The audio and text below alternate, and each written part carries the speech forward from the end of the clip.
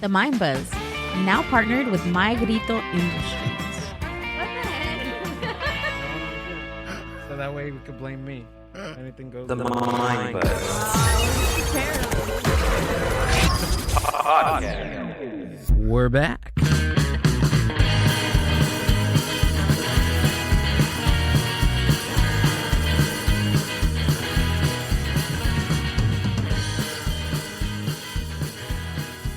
What is up, Mind Buzz Universe? Welcome back to another podcast episode of the Mind Buzz Podcast. I'm your host, GILL, and working the board this evening, the ones and twos, the one and only lovely Amber. How are you? Did you say Amber? Amber. Goodness gracious. How you doing? I'm good, actually. Yeah? Yeah, I'm pretty good. It's a crazy world we're living in right now at this time.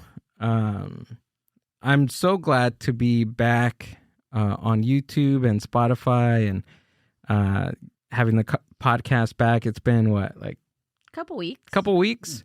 Yeah. We had some technical difficulties with our last episode. That guest is going to be coming back to re-record. Yeah. So I'm excited for that. It's all part of the process. It's all part of the process. And if you're on YouTube, if you're watching this, which you should be, commenting and liking and subscribing to the podcast channel, you can tell the difference. And I think for me as a creator, like going into something, thinking that you know everything about like the craft that you're doing I think that's the wrong way to go. And I'm just saying that because I've been doing things wrong for a very long time. It's a learning process. It's a learning process. Exactly. So My voice got deeper. well, let's bring in our guest in for this evening. I'm super excited to talk to him.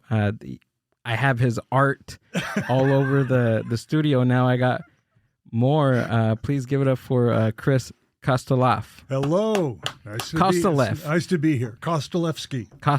You missed a whole Yeah. a You missed whole this- piece well, of his last name. I leave the syllable off because it's my name is too long. It's 11 letters, my last name. And my first name's 11 letters, too. Oh. And it's 9/11. And my birthday's on the 22nd. Oh, wow. You're a coincidentally. walking conspiracy. Yes, I am. I'm a conspiracy theory in pants. It's numerology. How you doing, man? I'm doing good. How about you? I'm doing good. Thanks for coming out and Thank you. doing the podcast. Have you done anything like this before? I've never done a podcast. No? I'm getting ready to start one. Oh, really? But it's going to be a podcast about my father. Okay. It's a tribute to my dad. Whoa. Oh, that's awesome. Because I really wasn't that close to my father growing up. But when he passed away, I got all his writing that he did for years. And he was a film critic. He was a did restaurant critiques. He worked for the San Francisco Film Festival. He wrote so much stuff. And I have boxes and boxes of stuff that he wrote. Whoa. He was published with Kerouac in the 50s. Wow. Wow. And Okay. Allen Ginsberg, people like that. Ginsberg. Yeah, he was a poet. My dad was a poet. Really? And he was a joke writer. He used to write jokes for Henny Youngman and Phyllis Diller back in the 50s. Wow. But I never knew that. No, wait, hold on. How did you find all this stuff I found out? all the stuff that his correspondence to other people when he died. It was in a box. My sister gave it to me. Whoa. It was like 8 years after he died. I got this box of all his writing. I found novels, plays, all kinds of stuff. And who did you? I mean, because I know you said that you didn't really, you didn't have a relationship with him as well. I did, but did? he wasn't really open with what he was So doing. who did you think he was? Like what? Well, he worked as a court clerk in San Francisco Got it. for 40 years. And then when he'd get home, he would have dinner, and then he would go in his office and do magic tricks and write for hours. And then he didn't really have that much talk to us kids. It was my mom. My mom was a genius. My mom was amazing person.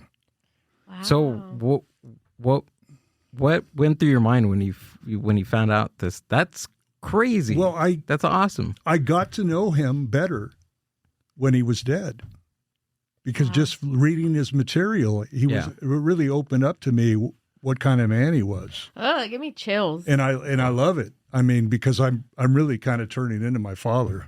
I kind of rebelled against my parents when I was younger, but as you get older, you go, no wonder I'm the way I am. No wonder I'm so messed up. Yeah, I think that tends to happen, right? We turn into our parents, whether we like it or not.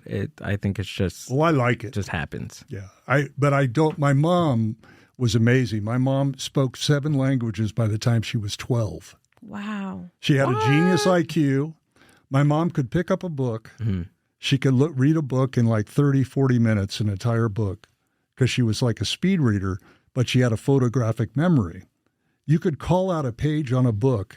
She could tell you every word on the page. Wow. And she sang opera, Italian opera, at the age of 9 at the World's Fair. Wow. So she was an amazing woman. Yeah. Amazing. Wow. Okay. I can't remember where I leave my keys half the time. Do you think because I kind of whenever I think of like, days prior to social media and all these things, like, and I feel like people had so many hobbies and so many things that they did to dedicate to themselves, and just things that they liked. And I feel like now, like, it's getting harder to find people that say, oh, this is my hobby, or this is what I do, or I'm good at multiple things.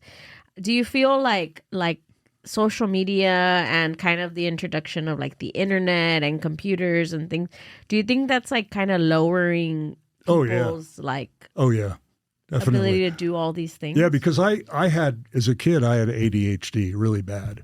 I was like so hyperactive. I was on a leash till I was 5 years old. Oh my God. Because I would destroy a department store. Right. I was so hyper. And, I was always scattered. I'd always start something, never finish it. Yeah. And I still have that, but I'm getting more creative the older I get. Right. And I think that's the hard part, right? With doing something creative is to stay consistent. That's the hardest thing. There's 2 things that are hard starting something. It's starting something, the actual start of it, and finishing it. And then finishing it, but also the drive and motivation in between those 2 times. That's hard, right? Mm-hmm. And motivation doesn't just happen. I mean, unless it does. Well, the strange thing is, I did art when I was a kid. I was very artistic. I did murals, all kinds of stuff. And then I got away from that when I got into music, and I was in the entertainment business for a while. And I got away from it, but just a couple of years ago, I don't know what happened. I started drawing and doing art again.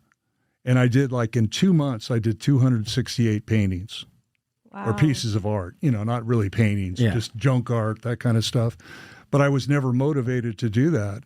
And my son got me into it because my son is an amazing artist.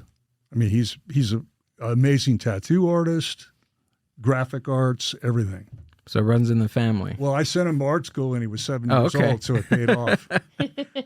Well, that's good. Yeah. And he lives in Dallas-Fort Worth now, and he's doing great. So. Nice. So you said for a full month, you did how many? Like 2 months. 2 months? I did like 268 pieces of art. Those are the ones that I did that stuff, and that was all junk art because I had collected those kind of cards. Wait, why do you call them junk art? Well, when you just find stuff and put it together like a collage, right. It's not like you're painting it yourself. You're repurposing it. Right. And so it's like, to me, it's junk art. That's what I call it. Or what they call like junk journaling, where you journal and then you put like little pieces of things throughout the day or the month together. Receipts, it's like it's collage work is what it is. Gotcha. But it's just fun. It really loosens you up to do that kind of stuff. Well, what made you want to do over 200 of those? I don't know. Things? I got all these frames and I started doing all the background and then putting all the stuff on the paper, and I just got on a roll. And one day I did like 30 of them. They're actually really cool. They're super cool. I'm gonna go get these ones. You have to put on the shirt. We've gotten 3 from you already, and we put them in our home. Well, now you have 4 more, I think. And they're just so cool. Actually, the middle one is my favorite. Yeah, those are newer. Because as a kid, I saw so many movies because my dad would take us to the movies all the time because he was a critic. And I grew up on horror films as a kid. But then, did you know he was a critic, or I knew he did Okay. because he took me to the San Francisco Film Festival when I was like 12. okay? And I got to meet Jane Mansfield Whoa, okay, before she died. wow. So basically, I got to hug Jane Mansfield. And Wait, my head- who's James Mansfield? Jane Mansfield. Jane She Mansfield. was that blonde bombshell that was like the new Marilyn Monroe. Look her up. I gotta see But her. right before she died, I met her. And she got kicked out of the film festival because she was drunk. Oh my god! But I got to meet her. My dad introduced me. Did you meet her drunk? Wow. Oh. Yeah. She Does was she look married like to that this? bodybuilder guy, Mickey Hargitay. Okay. But she was All up in right. San Francisco, and Jane. her daughter's Mansfield. on that TV show. What is it, SVU or something like that? Oh yes. Yeah. Okay. Oh, okay. I think that's why she looks familiar. And she was a genius. Mhm. She had a genius IQ, that woman. I feel like people back then were a lot smarter. I Honestly. agree. I think social media made us dumber. I think the internet. We thought that the internet. Oh wow, we're gonna have all this knowledge because we're gonna have access to all these different things in the world, and it did the exact I opposite. think the aliens got their way because we got all their technology and now it's making us dumber. Look at that one. Boom. This Oh, one's that's cool. But where did you get all these like little? I had like Art books pieces. of Okay. these things called wacky packets Huh? that were from the 80s. Remember Garbage Pail Kids? Yeah. Yeah. It was made by the same people. Oh, really? And it was in the 70s and 80s, and there was probably about 300 of them or 400 of them that came out. Hmm. Those things might be a little dusty on the back because No. they were sitting in my apartment for a while. And then you said these ones were These were- new. This is all like Hammer horror films. Oh. I had a deck of cards from Hammer Horror, and I cut it all out, and then I had all these little things that I put on here, and This definitely fits. need a water here. Fits the vibe Show it. for sure. Look at that one. That's cool. That's cool. And then you have the one behind you. And then, oh yeah, That one's really cool. Chris came in with some gifts. Look at that. I like that one. All right, I'm gonna put it on the side. That's a reminder of my youth, if you're of my on wild youth. if you're on I Spotify, think that's go going to to. come off. I'll fix it later. Yeah, some glue will hold Thank that you. together. Thanks, Chris. Yeah, no problem. Thank you. That's Thank awesome, you. man. Thank you for helping me get rid of stuff. Anytime. Bring it on. Bring it on. I think this whole studio is going to be junk art. It's going to be the junk art Yeah. studio, right? Every time we see you, I'm like, yes, he's there. Because I Yeah. know you're going to bring something. Chris, every time there's an open mic or a show that he's on, he always brings these art pieces and just gives them away. And books. And books. Books on Wait, comedy. You used to bring books? I Oh. still do. Okay. Because if I know somebody is into a certain comic or the history of film, I'll remember that when I'm having a conversation with them. Okay. And so I'll put it in the back of my car, and when I see him again, I'll give it to him. All right. Well, I like comedy books too. Yeah, I have so many books on film, and Just recently, I've gotten into the audio biographies of comics. A few months ago, I read the one about Rodney Dangerfield. oh yeah, It's amazing. Like he has like over 100 jokes just sprinkled into that autobiography. It's amazing. I know a guy who actually wrote jokes for Rodney Dangerfield. He's a comic, Oh, really? and he lives in L.A. Okay. Yeah, Wow. And every once in a while, he'll tell the jokes that he gave to Rodney. Really? Yeah. I heard that Rodney Dangerfield also used, I think back then, from what I've been listening to, it's called, what is it called? Let me bring it up. But I've been listening to this book lately, and it talks about the history of comedy, and more or less around that time, around like the vaudeville days, radio, early television, late night TV. So right now it's like in the chapters are split into like different categories, and in the book there's just tons of information in it, and I can't even believe. Yeah, a lot of comics used to buy jokes like through the mail from other comics, and it would be on a little index card, and they would give you like $25 for a joke. Right. Really? And that's what my dad did. He sent a couple jokes into Henny Youngman. And I remember I worked at the San Mateo County Fair in like 1979. I was the announcer for the fair, the PA announcer guy. That's And awesome. Henny Youngman did a drop-in spot, and he was in the courtyard, and there was like 400 people in the audience. Nobody was laughing. But there was this hysterical laugh from the middle of the crowd. It was my dad. My dad was laughing at his own jokes. Oh, your dad wrote them. He wrote some of the jokes he wrote. That's funny. Yes. Here What it is. do you- This is the book is called The Comedians. How did I forget that? The Comedians. What does the cover look like? Drunks, Thieves, Scoundrels, and the History of American Comedy. Oh, I've read that book. Yeah? Yeah. I'm on chapter 8 right now. But there's just so many things that you even think about culture with American comedy.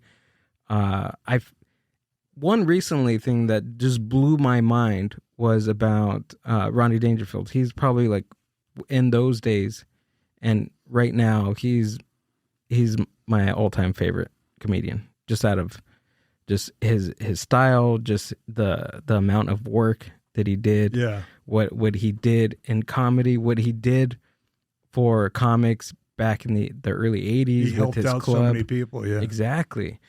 And I guess first of all, Rodney Dangerfield, that wasn't his real name, Jack Roy. which blew my Yeah. mind. That, and then also to the whole fiasco with the FBI. Have you heard that? I heard something. I didn't hear the whole story. So before he went back into comedy, he was working for an aluminum siding yeah. company. So, but that company, I guess, was funneling money for the mob, I guess. Oh, money laundering. Yeah. So it was a lot of money laundering that they were doing, and they had Jack Roy, obviously, because he was going out and telling him. Did he know about it? I don't know.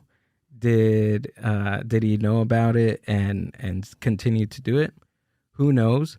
But a lot of I guess what the conspiracy theories are saying is like that's one of the reasons why he changed. Obviously, Jack Roy, he thought about the name, right? And so it's the FBI stuff and just changing his name. Wow. That's just, yeah. I don't know if that's because of the FBI stuff or, I mean, Well, who knows? I think Rodney Dangerfield really kind of that stuck with him. Yeah. Jack Roy just was not a good name for him. Right. I never would have bought him as Jack Roy. And there's a lot of, back then too, a lot of Jackies, a lot Yeah. of Harrys, a lot of Johnnies. Jack was just a Bobby. Bobby. All those names, Ed, right? All those names were the names of comedians back in the day. Yeah. So, And most of them were Jewish or Russian, and they all changed their name. right. And I had no clue how much the Jewish community had an influence in early comedy. Oh, yeah. Today I was reading about Red Fox, right? Red Fox, he became the first African American club owner in, I think, Los Angeles, was it? Or I'm not sure. or maybe, can we pull that up, Amber? Sure. Probably L.A. What am I looking at? Red Fox, the first African American to own a club in Los Angeles. I think it's Los Angeles. It's either Los Angeles or New York. I'm pretty sure it's Los Angeles. Go to all. Red Fox Club.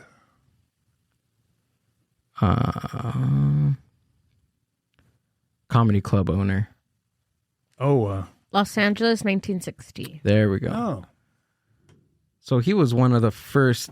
That is awesome. mm-hmm. I mean, just all these like little nuances that they get me excited about stand up.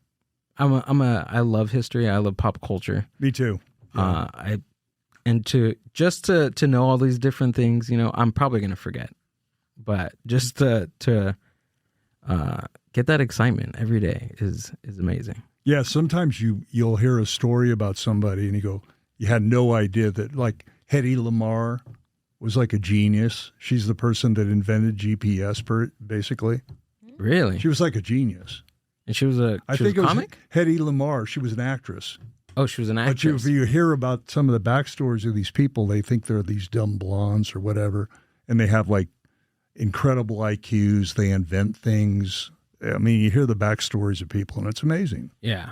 You don't really know. You know them as like an actor or a comic. Yeah, but and they're always playing a part. They get basically shoehorned into a part, the type of character they're supposed to play, but it's got nothing to do with who they are as a person. right. Yeah.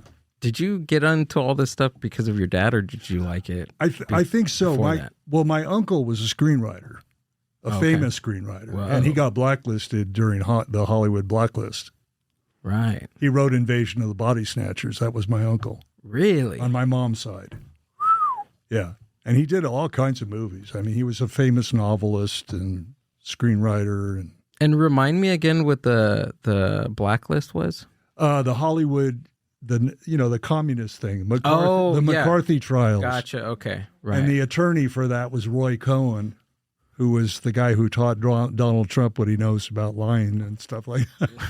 right. So, There was so much going on in the 50s and 60s that just it's crazy. In between all that stuff, the MK Ultra was going on. I mean, it's just learning about history and all these different tales and different sides of history, and just in Hollywood and just the United States. It blows my mind how much is going on all at once. and San Francisco was a hotbed for MK Ultra. Oh yeah. Yeah, because they were always experimenting on aerial drops of drugs and stuff for mind control Right. in San Francisco. And I think they dropped aerial LSD at one time in San Francisco near the Presidio, and a bunch of people had bad trips. Whoa. That was in the goodness. 50s. Yeah, The 50s. exactly. Right. Who was the? I'm trying to remember who the Johnny Appleseed of acid was. What's his Timothy name? Leary. Timothy Leary. Tune in, tune out, and drop out. Right. But Turn on, tune in, drop out. But there was another figure. Maybe Amber looked this up. Augustus Stanley Owsley? No. What do you? Look up the Johnny Appleseed Oh my of God. LSD. It could have been Ken Kesey, maybe. He supposedly worked with the CIA, and he supposedly worked with the government. And what he was doing, he was going to all these different subcultures and obviously handing out. I get at one point he had like a 5-gallon jug full of LSD that he got from Hubbard? Switzerland. Alfred Matthew Hubbard. That could be. L. Hubbard?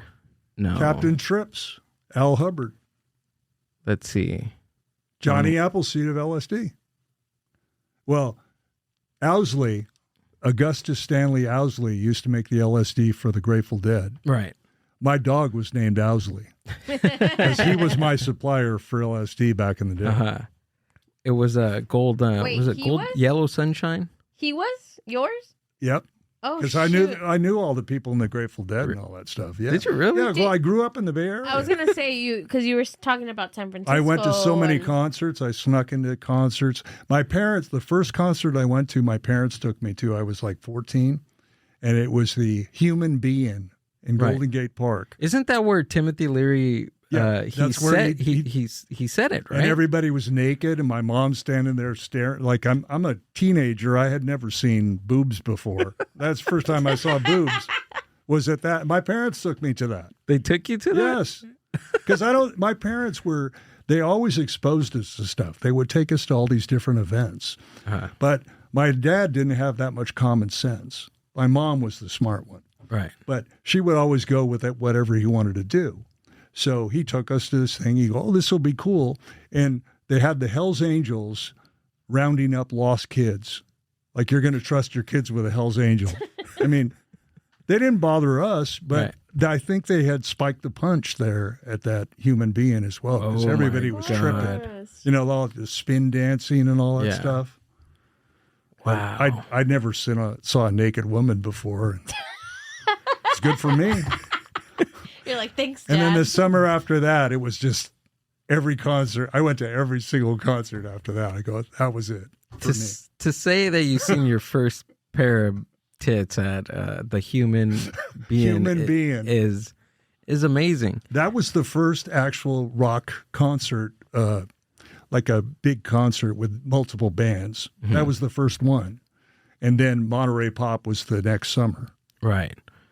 That's where Jimi Hendrix, he played the Star Spangled Banner. And I saw, on the guitar. I was right in the front row of Monterey Pop. I was 14 years old. What a time, man. Yeah. That's But awesome. my parents never were against it.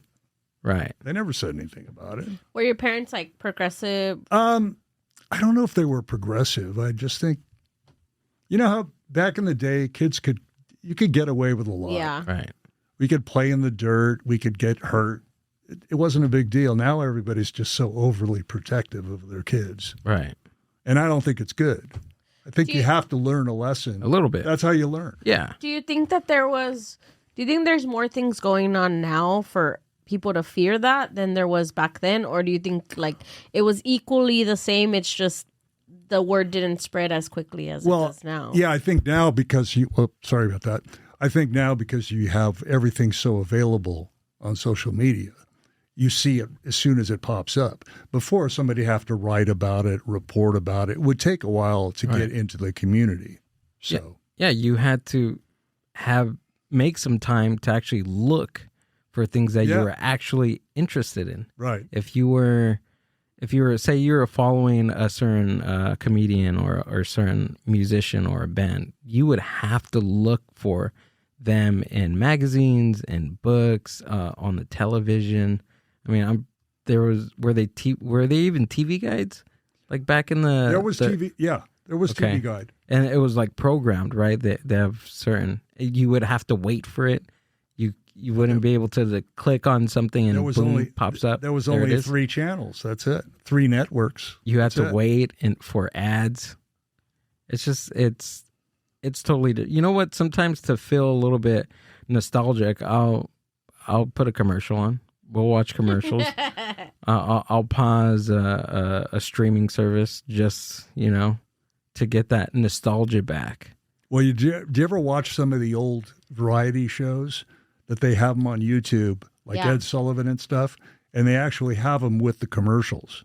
Oh yeah, So you Right. see all the like dancing cigarettes and dog food commercials, and it's cool. It's kind of cool. it's really cool. There's even on YouTube. What were we watching a few weeks ago? We were watching like a sketch comedy show. Was it In Living Color? And they had the Living Color. and they had the they ads had on that. there too. Oh, the yeah. commercials.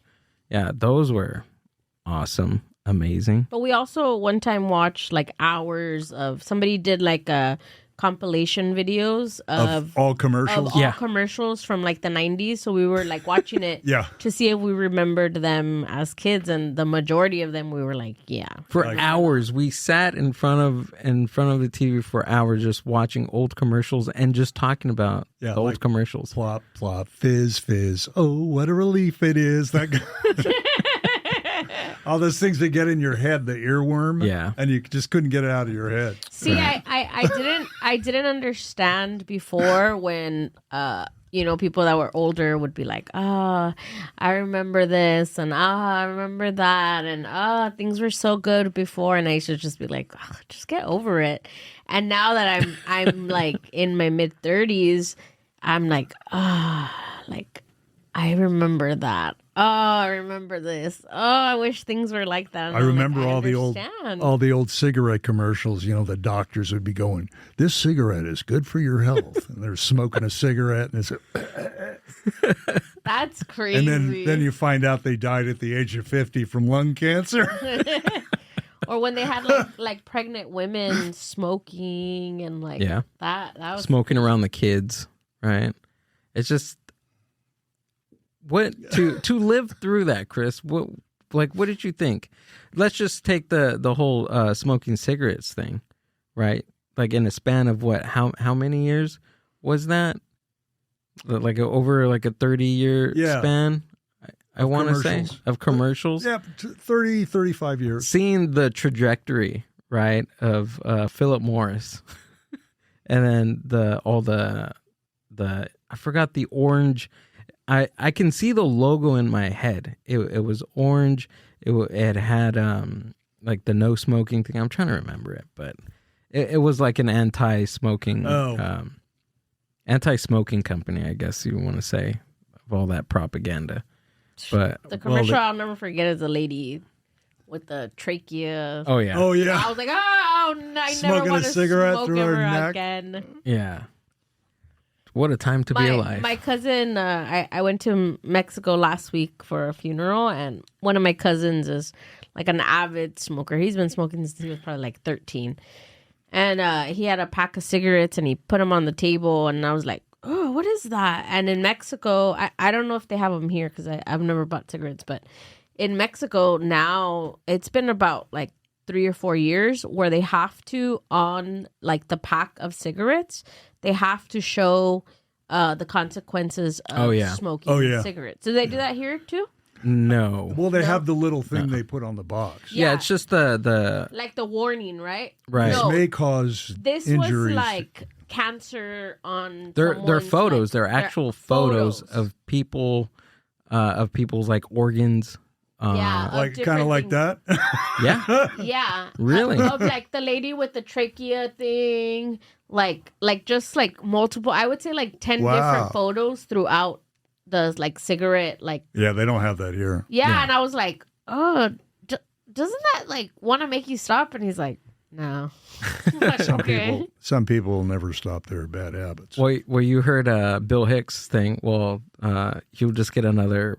He has a joke about cigarettes, and I don't want to butcher the joke, but he sees that may cause lung cancer, and he has another one that says there's a pack of cigarettes that says don't smoke if you're pregnant, and he goes something like, well, I think I found my brand or something like that, because he's not obviously he's not pregnant, but I butchered that. I don't think people would change their habits if that photo was on, at least in America. I mean, because a pack of cigarettes right now is like $15. Seriously, it's gone really expensive to I be used a to be a chain smoker. Right. When I was younger, I smoked 4 packs a day. 4? But they were 22 cents a pack. Oh, okay. When I smoked. Well, that's a lot. It's a lot cheaper than now. Wait, I want to know what you announced at the fair. What were the things you were... I would always talk about the entertainment. We had Ricky Nelson perform there, Chubby Checker, people like that. Oh. So I would talk about them. Yeah. And I remember one time I was talking about I said Ricky Nelson, and his wife at the time got very upset that I called him Ricky Nelson because he was trying to forget his past as Ricky Nelson. Now he was just Rick Nelson. Oh. But he signed my album for me, and he was nice. And it was like they could hear you throughout the fair? Yeah. Oh. Yeah, okay. on all through the fairgrounds. And then I would go out every day and I'd walk around the fairgrounds with a notebook. And I'd write down all the different stands, the hot dog on a stick or the funnel cake. I'd write it down, and then I'd write jokes about that stuff. Really? So all day long, like maybe 40 minutes per hour, I would just talk on the PA system until people said, tone it down a little bit. I always got in trouble because I always say something I shouldn't say. But I did it for 5 years. So Wow. Consecutively, for the fair? Yeah, it was a 2-week run of the fair. And I was the announcer. I was in radio at the time, too. Oh. So it was kind of a summer job, and it was fun. But I always got into trouble. How did you get into radio? I started radio when I was probably 21. Wow. And I did like public radio, volunteered, and then I started working at stations. I worked at 29 radio stations in 8 years. Holy crap. I moved all throughout the San Fernando Valley, worked in Carmel, Monterey, Salinas, Stockton, Lodi. Holy moly. Some nice towns, a lot of bad towns. Really? Yeah, but it was fun. What did you do though? What was the I worked. How was the industry back then? Like what did you do? Well, it was weird because you'd work a certain format. Okay. Like you were easy listening or country or whatever. And then they would change the format and they'd get rid of everybody. They go, well, I don't really like this music in the first place, but I can be convincing. I can make you believe that I think it's great. Yeah. I'll just get hyper and talk about it. And they would fire everybody. And then you have to go find another radio job. So it's very haphazard. You move around a lot, but it was fun. Yeah. And I even worked at a religious radio station. Did you really? And I have to read scripture. At that time, I wasn't a religious person. Right. But I would read that stuff, and then I'd play like a 15-minute tape of some pastor. And one time, this was crazy. I was working, and there was a pastor in the studio, and I was running the board. And I had long hair at the time and a mustache, and he started, these hippies are ruining America. And he starts preaching, and he's looking at me, and all of a sudden sparks come out of the board. Whoa. And I'm going, what? I just work here. I'm not an evil person. They're paying me to be here. Right.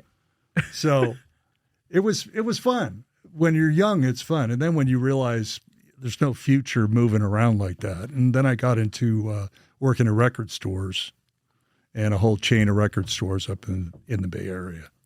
Well, back then, radio was still a pretty booming business, right? It was, yeah. The thing is, you could do your own thing. You could talk. But I worked at one radio station in Lodi, and the owner was heavy-duty Christian. And he would hear a song, and it was like a hit song, Don't Go Breaking My Heart by Elton John and Kiki D. He didn't like that song. He thought it was sacrilegious or something. Sure. And he said, put that under my door. Like he'd get that out of play. We don't want to play that anymore. And he would listen to us. I go, why are you listening to us at midnight?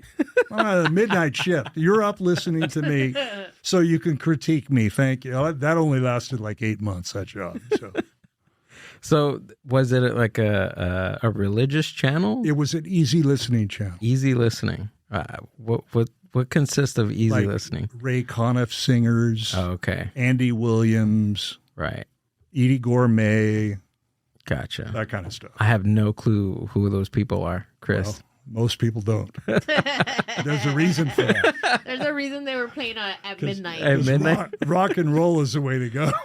So everything was live? Yeah. Nothing programmed? Wow. I remember one time I was working at this radio station in Gilroy, and I had just started doing radio. This was after I did the volunteer work at a public radio station. And I'm working there, and there was a Spanish guy that didn't show up for a shift. He was supposed to be there like 2 hours before my shift started. He didn't show up. So I'm spinning all these. This is from Paco de la... And I go, I don't know how to speak Spanish. I'm not my mom. I can't speak that. So I'm just faking it. I'm just trying to read off the label. Here's the new hit from Paco. You gotta go with the punches, man. Yeah, it was fun. It was fun. And being young and stupid, I didn't know any better. So did you work any rock and roll stations? Yeah. I worked usually I worked the late shift, like from 12 to 6 in the morning. Oh, okay. And I would bring my own records. Oh, that's cool. So I had all kinds of rock. It was just nothing but rock, album-oriented rock. Mm-hmm. And then I would just say stupid things in between. And man, that's cool.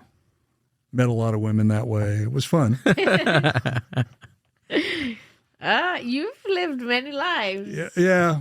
I guess. It would have been nice, though, if I had been more focused, because having ADHD, I would start something and then go in another direction. Right. So it made it hard. But did you know Chris does magic? No. He's a magician, too. Tomorrow I'm doing 15 minutes. Of at the, you know where Blossom Hill Market is? I do not. It's called Mixed Nuts Comedy, and it's a variety show. I've heard of that show. Yeah, yes. It's Sandy Velasco's show. Okay. So I'm doing that tomorrow night. Oh my God, how cool. And I'm not sure what city that's. It might be Alhambra. I'm not sure. Okay. But we got to look it up. I've done it before, and I'm doing it again. So. Whoa. I think you're making me have a realization that I might have ADHD. No, because I am a woman of many talents. My dad had ADHD for sure. But I'm good at something. I'm not great at anything type of thing. Like, I know how to do many things. Yeah, I think I'm like that. But I can't, like, master something. Well, you can. I can, but I lose interest. Yeah. I once I get to something that I want to do, I'm all in. I'm learning. I'm doing it, and then I lose interest, and I'm done, and I don't want to see it ever again. Yeah, you invest all this time and money into a thing, and you go, oh, I'm going to do this, I'm going to do that, and then all of a sudden, I don't want to do this anymore. Yeah, I want to do that. I wonder what that is. Just because I get like that too. Having too many options. Right. At the top of this, we're talking about like the motivation piece, right? In between starting something and ending something, that middle part is always, you can say it's always the hardest because you have to consistently keep working at it. But I think if you have an idea, right? If you have an idea of what the end result may or may not, you know what you don't want it to look like, but you're getting the idea as time goes on to what that end result is. I think for me, that little piece of, okay, I'm almost there. Don't quit. It's almost there. That keeps me going, knowing where the result is going to be. I think a lot of it too is when you start something like that. I never did this before, but if you have steps, small steps to take you to the next level, and you just kind of keep moving up closer to the goal. Right. But you have to kind of map it out. You have to have like little mini goals in between. Right. To get to that main goal. Now, is this something that you've written down or you just have in your mind? I write, I journal a lot. Okay. Because I have like so many notebooks. I go through my stuff every once in a while and I go, I can't believe I wrote that. Some stuff is just nonsense. Yeah. But every once in a while you go through things you wrote 20 years ago. Yeah. And you can actually bring that back into something you can use now. Oh, yeah. Yeah. Definitely. I have notebooks that I've written. I've lost a lot of stuff in storage units that my family wasn't able to pay. I wasn't able to pay. So I lost a lot of stuff like as a child. But I still have some notebooks from, I want to say like 6-7 years ago that I still go back and read, that I was just like, oh my God, I was losing my mind. I was losing my mind here. literally, I was going through a bad breakup, and I wrote like 3 different pages of like, you're gonna be okay, you're gonna be okay, you're gonna be like, for like 3-4 pages, like over and over again, and it kind of helped, I guess. I mean, I'm here. Well, But it's therapy to write like that. Yeah. Because did you ever read the Julia Cameron's The Writer's or The Artist Way? No, I have not. They have a thing called morning pages. Okay. Where every morning you get up and you write 3 pages, and it's free form. So Right. none of it makes any sense. But if you go back and read it, it'll bring you back to that moment, and you'll remember what you were going through. Right. It helps. It's like therapy. Yeah. It really is. I think for me, writing in general, whether it's comedy or storytelling in general, is just it's like really soothing. Honestly, it is, especially writing stuff and finding jokes in your nonsense. Because I tell my buddies all the time, like, dude, I write every day. None of it's good. 95% is trash, but it's like mining gold, right? Yeah. You're digging in through all the trash to find at least one piece. Well, they say if you're on a staff of writers for like a late night show or something, for every 10 jokes you write, there might be one. Right. And sometimes there's not even one. Exactly. But yeah, that's why they have so many writers. Because if they're trying to do a monologue, like a 10-minute monologue, you need 20 jokes. So you need 20 writers to get 20 jokes. That's crazy. It's kind of how it works. Right? Yeah. Just I think that's writing something like that, writing comedy is from like what I've learned in writing listening to all these books and reading all these books is it's quantity over quality, right? Mm-hmm. The more that you put in, the more jokes that you write, the more the more of a chance, right? It's all more of a chance that you have something. Do you write with other people as well? I don't. I never done that. I get more joy out of that. Really? Like if I go to a comedy show and somebody will tell a joke and I listen to everybody, I'll just have a little notepad and they'll tell a joke and I'll say, and I'll go, what about this? And a lot of times it ends up being somebody's tag. Oh, Because okay. I give it away because it's not my style. The joke wouldn't be my style, but the tag would fit their joke. I would give it away. Do you think that or just in this generation of comedians, we've lost that? I don't know. I think there's some of that. It depends on who you hang out with. Or maybe I'm hanging out with the wrong people. Well, a lot of the comics that do the open mics in the Inland Empire, they always are together. Like I'll run into all the same comics out there in the Inland Empire, and everybody's nice to each other. Everybody likes each other. So they'll have an idea and they share. And I think it just depends on the group. Sometimes you go into a group of people that they're not in your area, you're another city or whatever, another community, and they're not open to you. Right. And it's almost like they deliberately don't want to laugh at your jokes. Yeah, that's. I mean, I'll laugh if a joke's funny. I'll laugh. Right. I don't care if even if I don't know the person. If it's funny, you'll get a laugh out of me. If it's funny, it's funny. Yeah. Right. I think maybe it's just me. I have to try that. I've never tried it, writing with other people. I think I've written a pilot for a sketch. It wasn't a sketch comedy show. It was more of a web series Like that a we were vignette starting. type. No, kind of like an The Office style type okay. of web series that we wrote the pilot. That was the only time that we actually.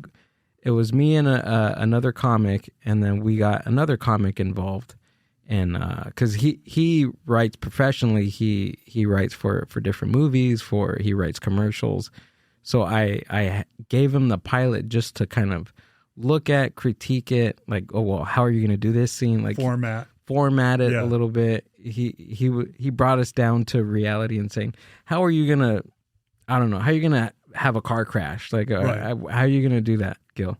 I'm like, okay, all right, I'll take the car crash. That's not in our budget. Yeah, exactly.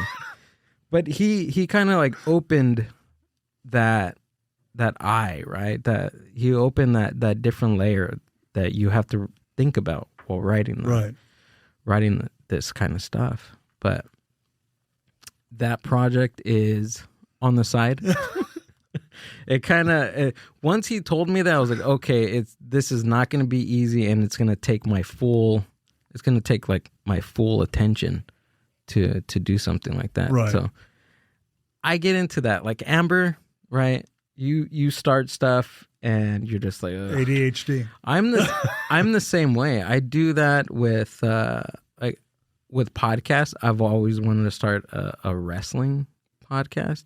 I have the logo, I have the intro sound, I have the content that I want to talk about.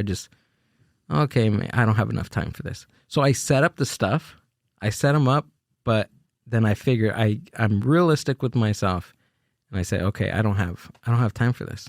Yeah. And it ends up being that all the time is I don't have time for this. Well, I just did that recently because my creativity comes out in form of like baking and cooking. And recently I said, because I know how to make like sugar cookies, but I wanted to do the ones that are like really decorated and very intricate. So I said, I can do that. I've done like, a low level one before. So I went and I spent like $500 on all these things that I'm going to need. And I did like one round and then I was like, This is too much work. I was like, maybe I'll leave it for a day that's not hot. Because I started like right when like the heat wave was. So in my house, it got really hot. And Put some THC it's in too the hot. cookies. But I need to get back to it. Because when I was doing it, I was very focused and I felt good. Like I felt relaxed. But yeah. I did that with film. I wrote a short film. It was really good. We had the actors all set. One of the actors died and never got into production, but I wrote the whole script and I had it all plotted out. It was going to be good, but never happened. Because of that incident? Yeah, and I think I probably lost focus at that time too. I was going through a breakup and it just never happened. Gotcha. It's going to be like a Hitchcock style black and white film. Oh, that's cool. Yeah. So when did you start stand-up comedy? Like when was the day? Well, I know you've been writing, but the first time I did stand-up was at an open mic in San Francisco, the Holy City Zoo. And I bombed so bad, it took me almost 30 years to get the nerve to do it again. I think I restarted in like 2001. And by then, my kids were already teenagers at that time. Yeah, because I moved down here in 1985 from the Bay Area. And then I had my kids and kind of didn't do anything. In fact, my kids never knew about my shady past until they got older and they started seeing how they used to film like concerts up in the Bay Area? Yeah. And you'd see all these old YouTube shows, like kids in the audience all, drugged out and everything. My daughter was watching one time. It was like from 1967. It was about the Summer of Love. And there were 3 film clips, and I was in it because I was always in the front of the concert, tripping we out. probably have seen you. And we probably have. Yeah, we're like tripping out. And I ended up as an extra in a lot of those TV shows up there, Streets of San Francisco. I had long hair, always ended up in a shot. And so my daughter would see that. She goes, "Dad, that looks like you." Oh, no. My kids never knew my past. Right. And then I said, I'm going to tell them, they're old enough to know. And Yeah. so Why keep it from them, right? I just didn't think it was the right thing to do at the time. But Right, of course. So now I'm an open book and everybody knows all the bad things I did when and I talk about it on stage, so it's okay. So literally 30 years a gap between I think it was 1977, Holy City Zoo. Okay. And Dana Carvey was on there. Robin Williams was there. Kevin Pollak. At an open mic? It was an open mic. It was a Holy City Zoo where all the comics would go and work on new material. Right. And they mixed in open micers there. Wow. And so I went up there and I didn't, I had been in radio and stuff, but I didn't know about writing jokes that much. I mean, I thought it was funny, but everything I did just bombed. I don't want to do that. And those guys were so good. There's no way I can do this. Yeah. In between that time, did you write down material, or was it just your journaling that you did? No. I mean, I raised my kids pretty much. Yeah. So what was your 9 to 5? I worked Circuit City distribution. Okay. Yeah, because when I was in the Bay Area, some of the last jobs I had, I worked for the Record Factory, which was a chain of record stores, and I was the manager of the warehouse and distribution. And then I went to work for Bill Graham, and I had 3 jobs working under Bill Graham. I worked for his T-shirt manufacturing, Winterland. I was a bartender for Bill Graham at concerts. I did a lot of that, and then I moved down here. Who's Bill Graham? Bill Graham was the most famous rock producer in San Francisco. Oh, okay. He was the first guy to bring Led Zeppelin to San Francisco. And if you look him up, he died in a helicopter crash leaving a concert. Holy crap. And he was huge. He's still known. Everybody knows who Bill Graham is. Yeah. Well, now I know who Bill Graham is. Not Billy Graham. Yeah, Bill Graham. Bill Graham. Wow. And I used to sell T-shirts at concerts. It's total rock and roll. Yeah, lifestyle. of course. And it was fun. Records. Yeah, concerts. I was into all the punk rock at that time. The Ramones. We would sell T-shirts at the concerts. Punk was fairly new, right? I think it was about 1974 that it came out. But there were a lot of bands that were punkish back in the 60s. A lot of the early British bands. Right. It would be like the Trogs and stuff like that. That was actually early punk.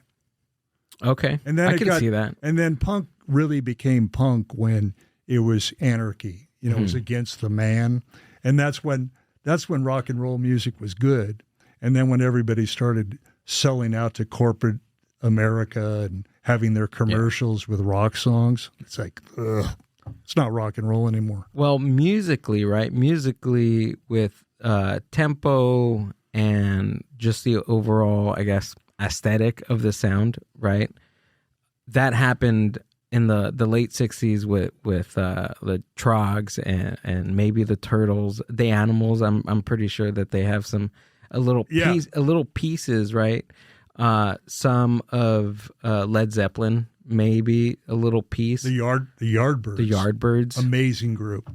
Eric Burden with the Animals, if I said the Animals. But just like little pieces, right, of some of their songs had that rhythm of punk rock up until like what you said about the whole anarchy aspect. Yeah, it was the basic 3-chord rhythm and blues. But it was just grungy, but I love that. Yeah, that was my favorite music. What do you think of now about that style coming back?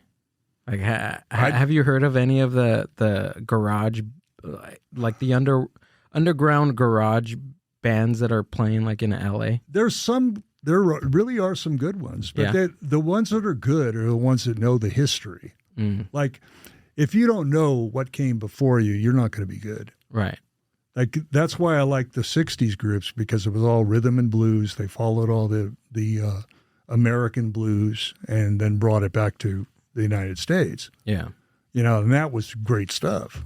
But it just, they lost it. I don't like indie rock. I like Weezer. I like them. They're a little grungy kind of band. But I like the really fast, sonic music. I love the Ramones. Like a song, it's like 2 minutes and then a countdown, another song. Did you know Rockaway Beach is an actual place? Yeah. I didn't know that. Isn't it in New Jersey? Something like that. I had no clue. I was at work the other day and we were No, it's I think it's like Washington. It's either Washington or Seattle. Or Seattle is in Washington. Let's look it up.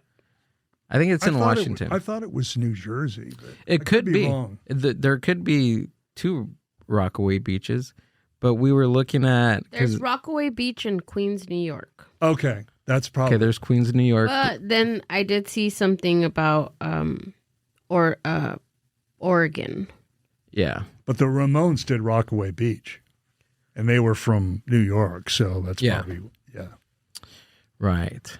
Yeah, we were looking at some stuff because my coworker he's from up north, from out that way, and he was like showing me all his hangout spots, and I was like, wait, hold on, wait, what's that?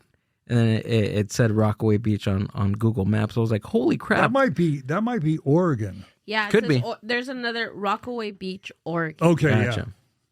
yeah, because I spent a lot of time on the coast, taking trips up the coast. Did you? Yeah.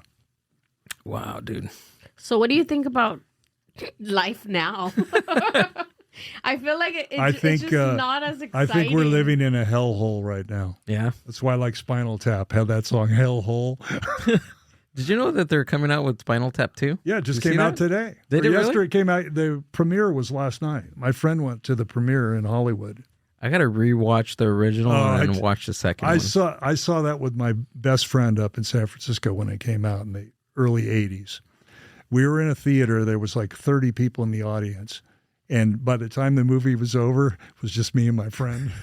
People had walked Because out. people thought it was, they go, this is dumb. Why? This doesn't make any sense. And I go, this is the greatest rock movie ever made. Because I hung out with all those people. I go, in radio, people were that stupid. Right. You know, like that Artie Fuffner or whatever, the promo guy, the hype guy, was Paul Schaefer from the Letterman show. Oh, okay. He yeah. played one of the guys, and he goes, come on, kick my ass. I tell you, kick my ass. And I go, I knew people like that. It was the greatest movie ever. It's kind of like a spoof kind of mockumentary type style, right? That was the first mockumentary. Of its time. Like there was nothing like that before. And everybody, the funny thing is, that movie was so realistic for people in the music business. And there's people today that watch that movie before they go on a concert. Like Sting says he watches that in his tour bus all the time because he loved that movie. I've seen that movie probably 70, 80 times. Yeah. I have to rewatch I can't it. wait to see the new one. Did you watch the new what was the remake that we just went out to go see, the Naked Gun? Naked Gun? Have you seen I it? haven't seen. I've seen clips of it, but I haven't seen it. It's pretty good, but you can't get anything close. I saw some of the takes of it, some of the scenes on YouTube. I didn't think they were as funny as the original. No, that stuff, because the guys that did Airplane and stuff, that was genius what they did. Yeah, it was genius. I went back, so we watched the remake right in theaters, and then a day later I let it absorb into my brain. We watched the original. And there was way more jokes in the original. Just the gags. There's running gags in the remake, but the original it was just joke.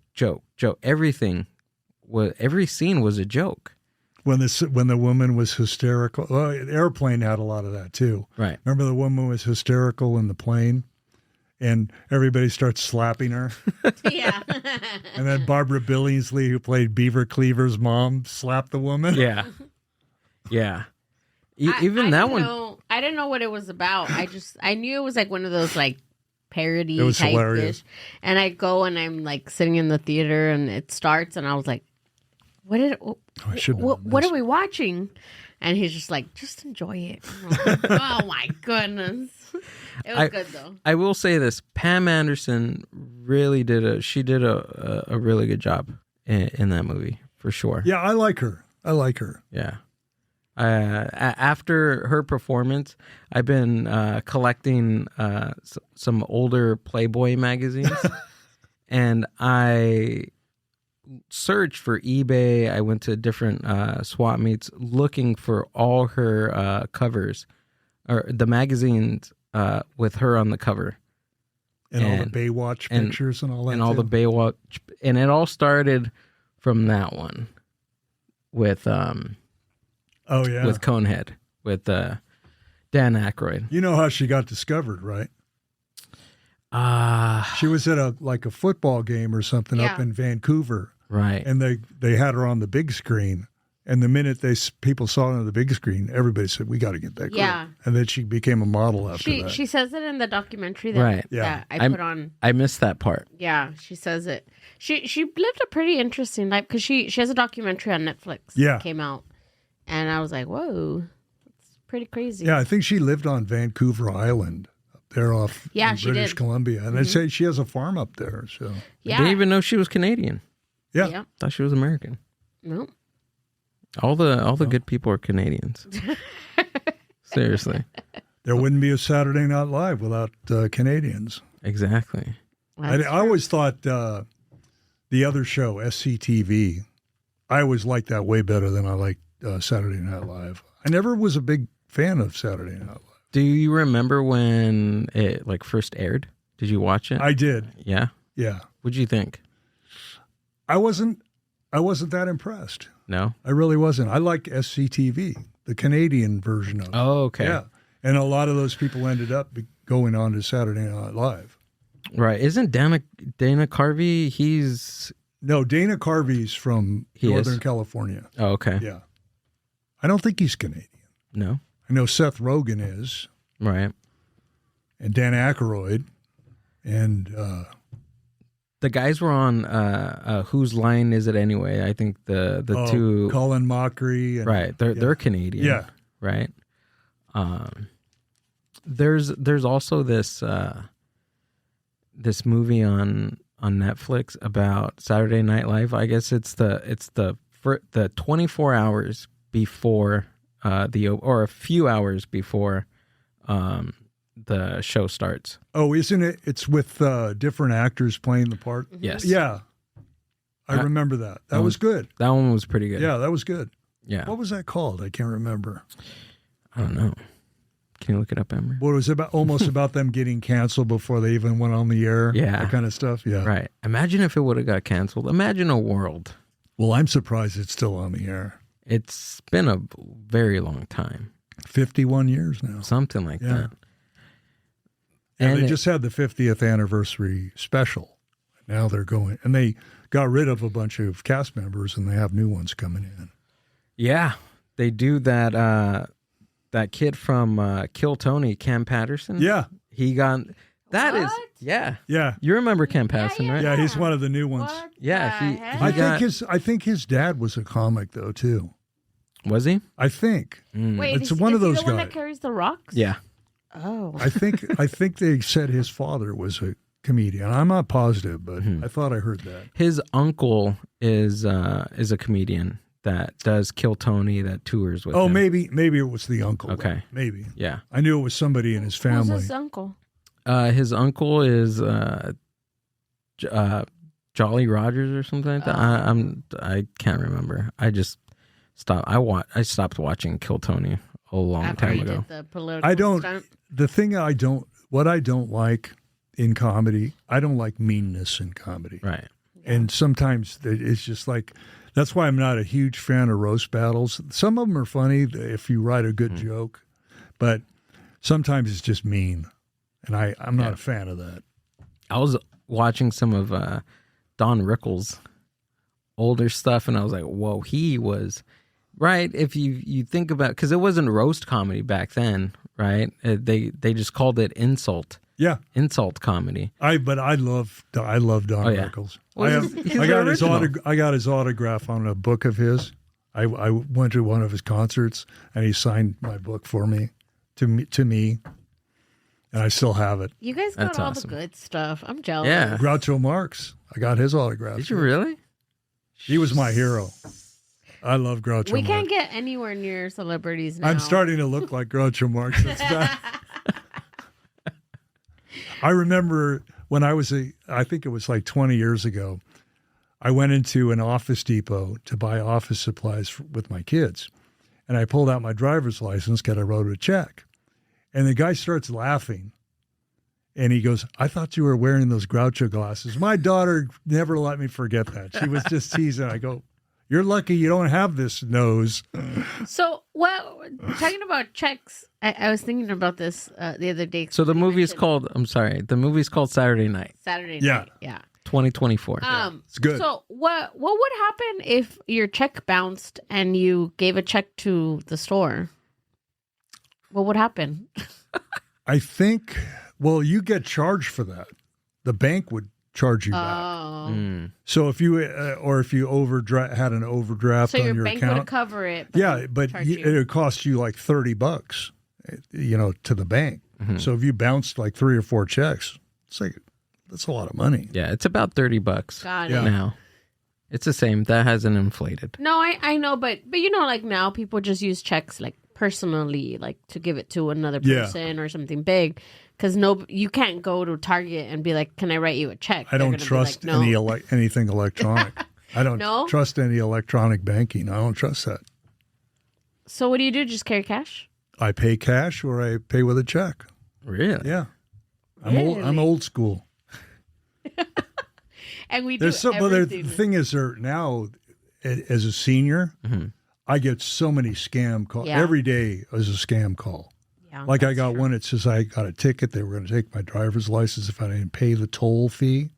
And it was up in Northern California. I wasn't up there then. How would I get a ticket? Right. Talking about toll fee. But And it's, yeah. it's one of those scams. And a lot of the old people say, oh, yeah, I guess I did. And they pay it. So they scam everybody. But they call you, or you're getting the text? You're getting a text. Oh yeah, delete those texts, Chris, because they're getting smarter. Or they offer you a job. We checked your resume. Yeah. And Yeah, we really I've like seen that you. one. We think you'd be great for this job. I go, I haven't had a resume in 13 years. I just see my resume. Yeah. Or you're just like, I'm not that great. Or your UPS package couldn't be delivered. Yeah. Yeah, there's a lot. It's bad. It's really bad. Yeah, I guess I could see why you don't trust it. Yeah, because it's all public information, right? Yeah. There's companies out there that just are selling data, which is scary because that's all your personal information, your address, your phone number, your emails. Yeah, but we put that out like we give it out like we're giving out candy. Yeah, like, that's Yeah. true. on anything, like everything on the website. You want to see an article and it says, "Oh, sign up in order to see it," and you're like, "All right, I'm gonna put my I'll put my- email." Yeah. But your email is attached to Yeah. your car. Everything is all interlocked somehow, some way. All your past addresses, everything. Right. When I signed up for the business license for the podcast, it went out because there's a publication that you have to do if you're starting a new DBA. Oh, right. Right. Right. So they have to publish that in like a newspaper or some type of article. Usually there's you'll see 2 pages at the back of a newspaper of all the DBAs. Right. Yeah. So that happened, and once that, because I have my cell phone number connected to the DBA, and after that, I was getting so many calls. Really? Right. So Yeah. many calls for business insurance, for marketing purposes, for ads. It was crazy. I had to block a lot of numbers. Oh shit! I didn't know that. Google was calling me. They're like, get your business on Google, get it on You were like, "No, all leave me these alone." different apps, and it was just like, oh my, It's crazy what's out there because I remember 2 years ago I went on a Google search and there was I think it was celebrity net worth site or something like that. And it had my headshot from 2005, my acting headshot. And it said I was worth $20 million. Oh my god! And it was posted on the internet. It's not there anymore, but it was on there for a year. And after that thing got published, I got DMs every day from 20-year-old women on Instagram because they go, this guy's worth $20 million. He's an old man. He's going to die. Let's get his money. Yeah, it's I go, I don't have, if I had $20 million, I wouldn't be working part-time or doing stand-up. I'd be on an island somewhere. you'd be doing stand up, Chris. You'd just I be would. $20 million. Well, I'd own my own comedy club and I'd do comedy every night. Exactly. That's what I would do. But how did you even find that out? I was doing it. I went on one of those celebrity net worth things, and I just put my name in there. And then all of a sudden, it had my name. It said films that I was in, but I haven't been in a film since like 2012. Mm-hmm. And it listed all that stuff, and it said I was worth $20 million. I go, those are student films. How would I make $20 million? Right. I wonder where they got that number from. I don't know. They just, nothing's real anymore. Do you think they'll post anything? Yeah. I mean, it's a scam. Yeah. Well, anything on the internet can be rewritten. Yeah. Right. That's why Amber doesn't. I like Wikipedia for just Wikipedia's sake. Wikipedia is you know what Wikipedia but people is, right? could change. People could change it. But you can change it. Right. Yep. Right. And there's some creepy things that happen on Wikipedia. Like, have you heard of Chris Benoit? You know, the wrestler that did the murder cancellation of himself. Right. So I want to say, I think it's 2 to 3 hours before that information went public. The thing on Nancy, right, which is his wife, that already showed her death, like a few hours before that information even went public. Oh no, that is weird. Yeah, it is. That is weird, and they had to do all these deep dives into the IP address and to see who changed it, what information that they know. That's weird. That's horrible. That's weird. That's horrible to too. do. Yeah, well, some people are bored and they just need something to do. They need a hobby. They must have ADHD too. But that like specific was crazy. Yeah. To see and to hear. I mean, the internet is wild. It is. What it must have been like to live in a world without the internet. And before cell phones too. Yeah. You don't like cell phones? No, I need my phone now. I'm dependent on my phone now. But I think people started getting a lot dumber when cell phones came out. Yeah. Because you see people walking through the store, they're just like this, just staring at their phone. A friend of so mine, you're not aware of anything other than your phone. A friend of mine I think he has a flip phone. It's not a smartphone. It's maybe he can send pictures. It has some weird zip code on it or area code on it, but it's not a smartphone. There's no apps. You can't put apps on it, and he has no social media. He has no social media. He's like, dude, I'm like so much happier. He's my age. Yeah. He's a few years younger than me. He's in his 30s, early 30s.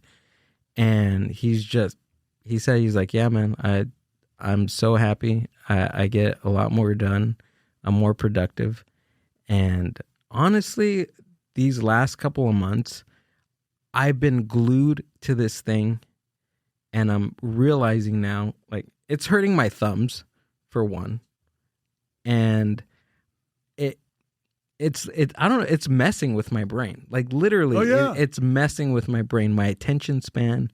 I think, I don't know, I kind of want to chuck it sometimes. It's just, it's evil. This little thing is evil. I think a lot of the stuff with kids, like problems with school and things like that, they can't focus. A lot of that is because of your phone. Oh, yeah. I don't think kids should have phones that early in life. I don't either. And people are saying like, oh, but what if something happens at school? What if this? And I'm thinking to myself, like, how did we do it? Like, I didn't have a cell phone until I was 18. I think I was like 18 going on 19 when I actually got a cell phone. What did I do? I used to go to the office and call my mom if I needed to call my mom. I didn't have a cell till I was 50-something years old. Yeah, like I just... 55 maybe. Now they're giving cell phones to like kindergartners. Like it's scary. crazy. It's scary. Yeah. I see the emergency aspect of it, but also like what Amber said is like how there's a way. There's a way to do it. There's different ways to do it besides handing or even if they get a phone, maybe something that doesn't have all these different apps on them. Yeah. Right? Maybe like a not Or a way smartphone. a way to restrict what's on the phone. Right.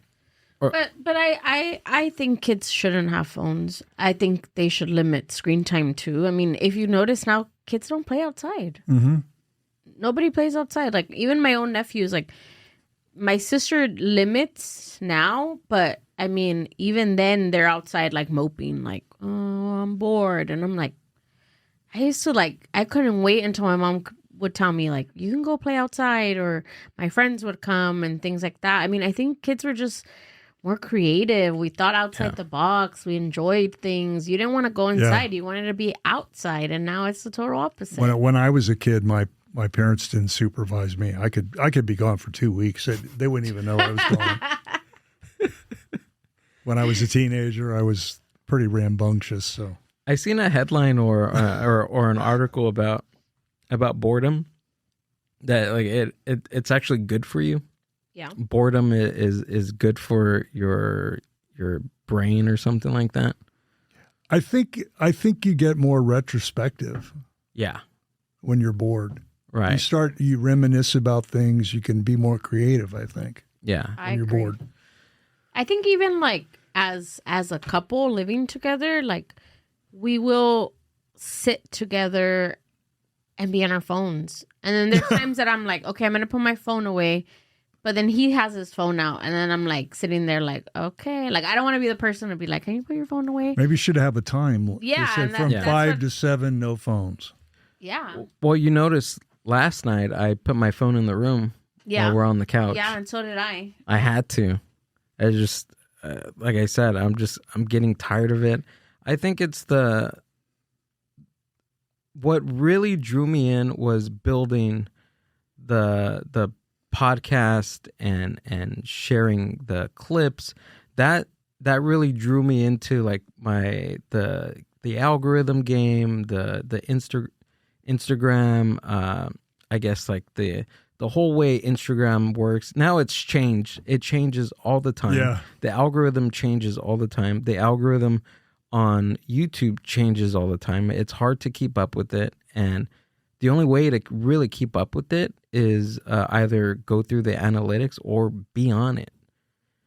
So when I'm looking through my phone, like on social media, I forgot who said it. There's an author that talks about creativity all the time. He said the one question, if you're a creator and you're constantly on social media, you have to think, are you a consumer? Do you want to be a consumer or do you want to be a creator? Right. Okay. Right? So the time that you're consuming can be a time that you can use that time to create. Mm-hmm. So I have to remind myself that all the time when I'm doom scrolling. I'm just like, okay, what am I doing? But you have to have this self-awareness also. And the more time you spend consuming, the more your brain turns to mush. Exactly. Yeah. So we got to create.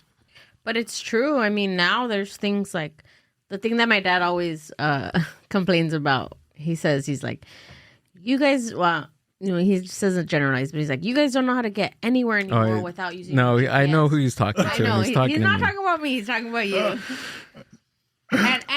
But it's true, you know, because what's easier? Okay, we're going to go to, I don't know, the Target down the street, and then we put in our navigation. Like, we're not even training our brain to look and to remember streets and to, you know, and Gil and I know a life before social media, right? But I think we got it right in our prime of like, now. You're too young to remember Thomas guides, huh? No, I know how to use I it. used to actually use maps to get to places. Really? Yeah. Like Thomas Guide, I use that all the time. I know how to use the Thomas Guide, but because my dad has always worked construction and he's worked all through Los Angeles, up north. So my dad used to always have a Thomas Guide in his truck. And then I used to be like, oh, what is this? And then I'd open it up and then he'd tell me, look, we got to go through here and here and here. So now I'm very good with directions and remembering and knowing where I'm going. But also whenever I'm in the car, I get car sick if I'm on my phone. So by default, I can't use my phone Right. in the car, so I'm just kind of like always looking and observing. You know what's really funny about the GPS?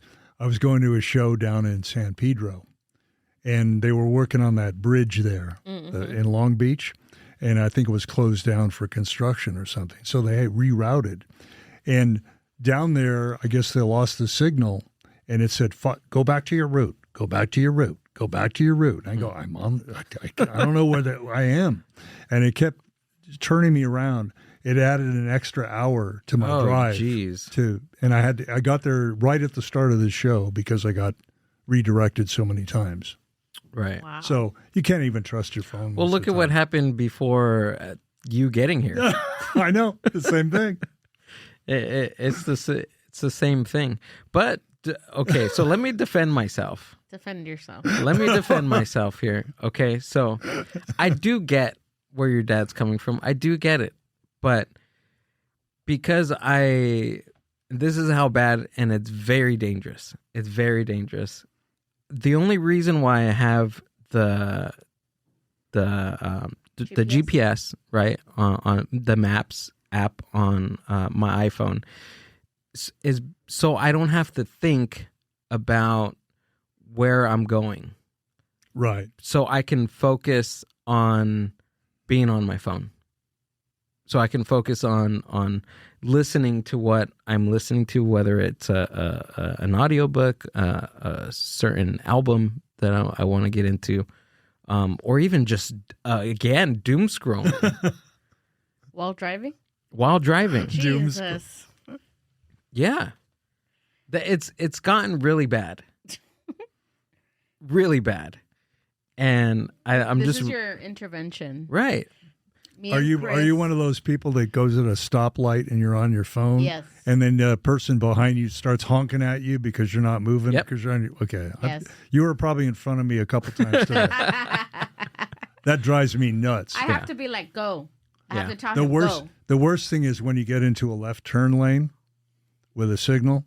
Oh, yeah. And there's like 5 cars in there, and the guy in the front is on his phone, or the lady's on her phone, and then finally they go, and then the light changes, and you have to wait another 5 minutes. Exactly. That's I'm that, and I get frustrated. I feel bad. I feel like, should I just stay? Should I just punish myself too? And then I just take off. But I agree with what you were saying earlier, Chris. Like, I hate to see someone walking in the store, crossing the street, doing anything like that needs movement and on their phone. Yep. To me, I'm like, when you're crossing the street, your face should not be buried in your phone. You don't know if I'm going to stop. You think that we're going to stop because that's the right thing to do. But who's stopping really anyone from running you over? I've seen people in a mall. You go in a mall and everybody's on their phone. They're walking around. Every time I do that, I just think of the movie Dawn of the Dead with the zombie people. Yeah.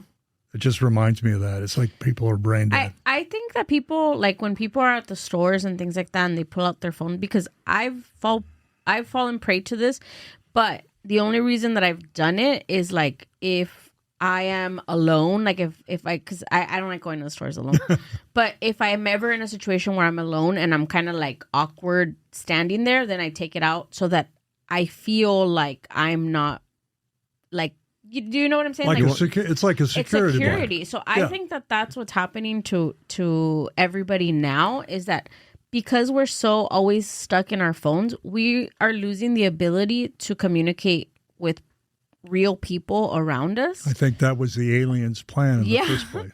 All the back engineering of all of their technology probably came from aliens. They go, well, we'll just get the terraforming done now with the global warming.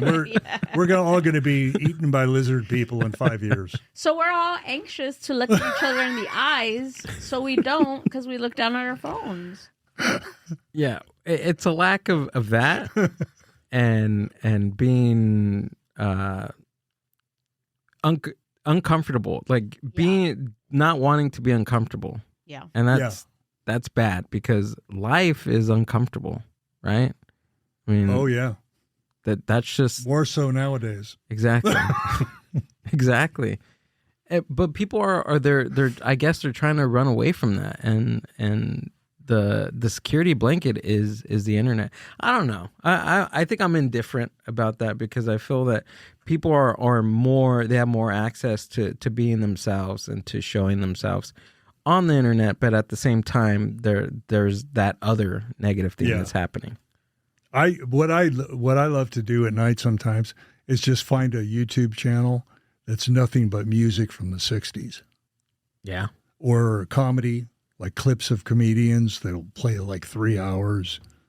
And lately I've been watching a lot of Weird Al concerts. Really? Yeah, because you can on YouTube, all of his concerts are on YouTube from his current tour because he lets people film them.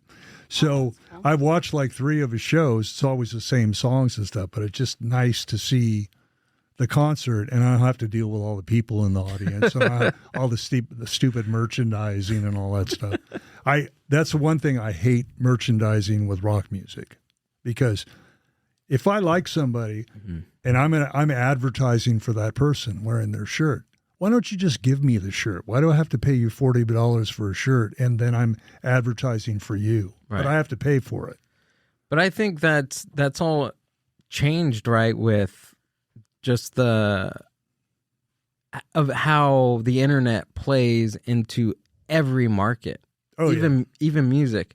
Why are they gonna, like, I'm pretty sure music companies or music records, anybody that's running a platform, or they're paying X amount of dollars for their marketing when they know that they can make a buck on somebody buying a T-shirt.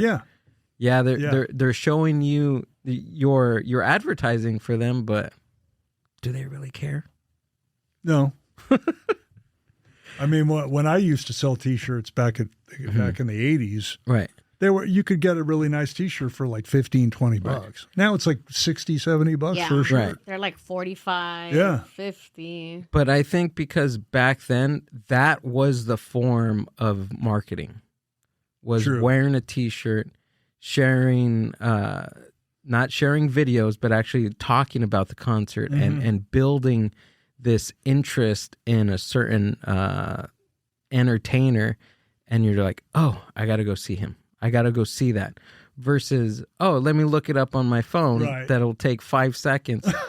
He's okay. And then trash it. People, you actually have to make a date, buy the ticket with the real person, pick out your outfit for the night, find out what you're going to eat right after the entertainment, find a date. Like, there's just so many things that we're missing out on because of the accessibility of certain things. Yeah, I agree. There's no more monoculture. There isn't. I want to live in a world again where I can say, "Hey, Chris, did you see the last Dexter episode?" Oh, the reboot, right? Like where he's in New York or something. Have you seen it? No, I haven't seen the new one. I love that show. The original. We're doing another. We're rewatching. We're rewatching the from first season all the way to the 8th. Isn't the new one where they're New York and it's all these like really rich, powerful people that are all serial killers? Yeah. Yeah. Oh yeah. Yeah. I haven't seen it yet. They just finished. It's called Dexter Resurrection. Yeah. Right. They just finished their last episode of the season. And I read this article talking about it and how the 9th season with him in Alaska and all that stuff and how that season ended was just terrible. They kind of like revived from what I was reading, that it's a revived the character and the storyline. And then I haven't finished the resurrection part of it, but it's really good. I mean, is that HBO or Showtime? Showtime. Okay. Yeah, it's always been a Showtime show. You know what I used to love back in the old days when they had like horror film series? They'd have like 5 films out, and then they'd always be in space. That's when you knew it was Jump the Shark. You know, they put like the Leprechaun, or Yeah. They had Jason and Hellraiser at outer space, or Freddy Krueger, and Right. they put them in space. I go, it's going to be crappy. It's in space. I don't care about space. Chris, where do you think the horror genre peaked? I would say probably in the 80s. Yeah. Yeah. Most of there was so many good horror films in the 80s. Right. And then it just started it just got gorier and gorier. I don't like that. It's like the killer clowns now, that Terrifier, Art the Clown. Yeah, Art the Clown. I mean, I do not like clowns. I dated a clown for 7 years, an actual clown. Did you really? Yeah. And it was a nightmare. Yeah. My kids and her, we did like family magic show. Did you really? Yeah. Oh, that's so and cool. I used to do balloon animals and all that stuff in my magic show. And then she got to the point where she started getting bossy. Well, I'm already doing 2 jobs. I'm doing a magic show and I'm doing balloons. And I'm supposed to be your roadie too. Uh-huh. And it just got ugly. And then we would go out to dinner and she'd want to go out to dinner in her clown suit. I go, I'm not going out to dinner with a clown. Change your clothes. No, she wanted to go in her clown suit. So we had arguments about that, and we broke up. Did you ever go to dinner while she was in? Well, sometimes we would work like in a restaurant. I'd do balloon animals. She'd do her clowning. Right. But if I just wanted to have a night off, and we were doing a show. Right. She had done something, and I didn't work, and then let's go out for dinner. I go, take off the wig and let's go to dinner.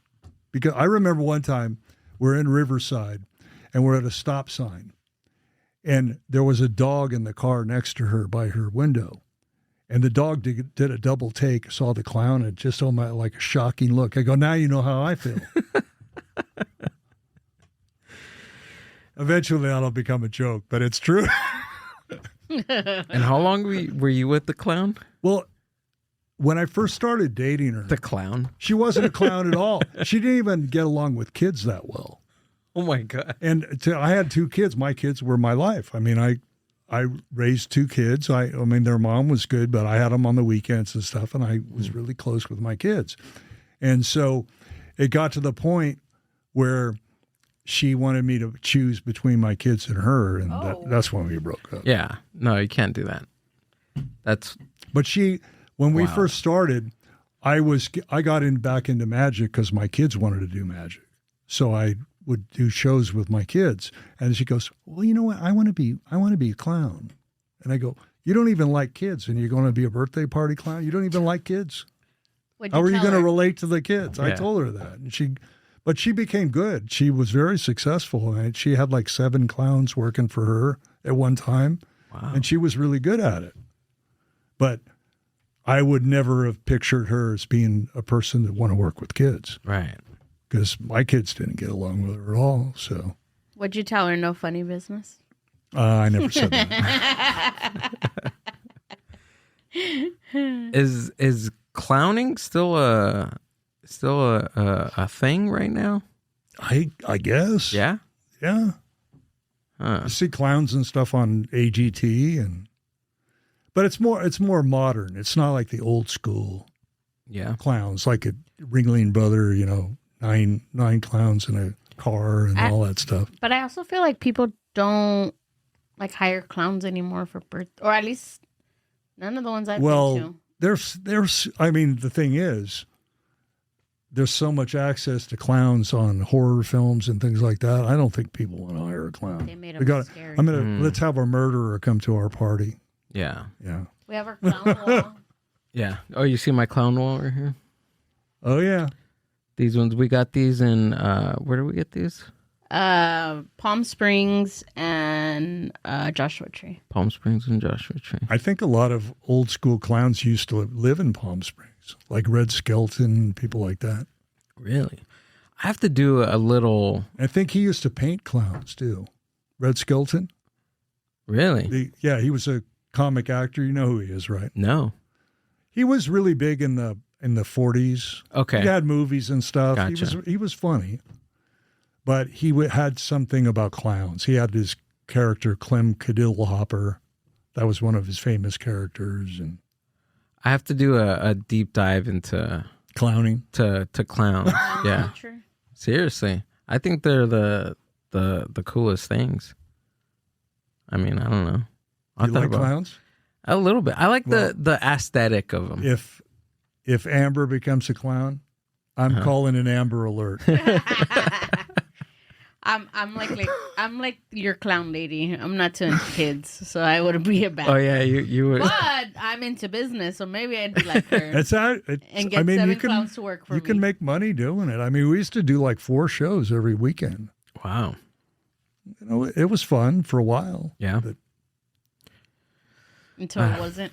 well, the thing is that a lot of those clown shows and, magic shows are outdoors. And when you're doing a show outdoors and 100 degrees out in the Inland Empire, it's tough. You're doing like 4 shows a day and you're beat. Yeah. At the end of the day, you're just totally beat. Yeah, because you have to be on at the party. You got that makeup. There's so many layers that you have to work against and then still entertain. I'd be one of those clowns that people have a cell phone. I'd be dropping dead from heat exhaustion at the park. Hey, it's gone viral. I just seen last week again when I went to Mexico. My parents and I were eating at a restaurant, and it was kind of like a corner restaurant. And then we were out in the patio, so we could see a street performer performing right outside where we were out. He wasn't in a clown suit, but he had like the boulder hats, like kind of like the little thing. Like a juggling. Yeah. But my mom gave him like $30. And she was like, "This is entertainment." She was all excited because he was on a unicycle. That was probably okay. But he was like, it was like I'm not even kidding, like a 6-foot unicycle. Yeah, and he was probably juggling too. And he was juggling machetes. Oh my God! Yeah. And he was like juggling them up, and he was on the unicycle, and then he would put it like on top of his head and like twirl the machete. He would take off his hat and catch it with his foot. Like it was oh my God. Crazy. There was a guy I think in the 90s, and I'd seen him at other shows that we've done. And I think his name was Mad Chad, and he was a street performer. He juggled chainsaws. Jesus. And I think he cut off one of his fingers. Oh my God. But it is dangerous to do that. Yeah. I mean, juggling, the practice that goes into that. Imagine that. Just to perform. It's dangerous. You could lose a finger, toes. Well, some of those danger I actually see on AGT. I don't know how they do that. It's I'm amazed that they're still walking. Or even people that like fire breathe. They were saying like long term, because you're literally putting gasoline like in your mouth. And there's chemicals in that fluid too. So a lot of people end up getting cancer and stuff from doing that. Yeah. Damn, that's crazy. That's what Penn and Teller, I mean, he was a fire eater. The big guy. Oh yeah. Yeah. Yeah. Because he really wasn't the magician. It was the guy, the silent guy, Teller, was the real magician. What's the guy that got mauled by his tiger? Oh, Siegfried and Roy. And Roy. Jeez. They're a magician act. They're a magician. Illusionist. Act, right? Illusionist. Yeah, I saw them years ago because I used to go to magic conventions all the time when I was younger. And I saw them in Vegas a few times. Do you they remember, were good. Do you remember the show? We've talked about it on our podcast, but do you remember the show called The Masked Magician? Oh, yeah, where he gave away all the secrets? Secrets? Valentino. Yeah. And he got to the point where every magician he ran into wanted to beat the crap out of him. and he wanted to put together, this is what I heard, he wanted to put together a new illusion act. No builders would build for him. Wow. They go, we're not giving you stuff that you're going to give away. Right. Because he ruined his reputation. Because I hope he got a lot of money because he probably couldn't do magic anymore. That's part of it, right? That's like even old school wrestling, they called it kayfabe, right? You never break kayfabe. You just don't do that because that's the brotherhood of the industry, and magic is the same, right? Yeah. Magicians, it's the same thing. It's that brotherhood, I guess, like that. Well, Penn and Teller do it. They give away secrets, but they're not giving away the secret. They'll pretend that it's the secret of the trick, but it isn't. So they're not really giving anything away. Yeah, this guy was and it's showing, pure like, entertainment when they do it. Like we're gonna watch it tonight because me and my parents yeah. and my sister would like wait for like the night that this show would come on. Yeah, I remember it. And we would sit and we would watch, and my dad would be like, "I knew it. My Wasn't dad that swore he could do it." Wasn't that on Fox? Yes, It was on Fox. It was Yeah, on because Fox. anything sensationalistic or unrealistic is always on Fox. Right. Yeah. Exactly. That's their trademark. No, I remember it being on Fox. Celebrity Yeah. Deathmatch was on Fox. Like Yeah. all the crazy, like you said, all the crazy stuff. What was it like? Danny Bonaducci fighting one of the Brady Bunch guys. I remember that episode. Probably it was. We were just watching one the other day. It was Jack Black fighting Jack White Jack White from the White Stripes. from the red, or what are they called? White Stripes? White Stripes.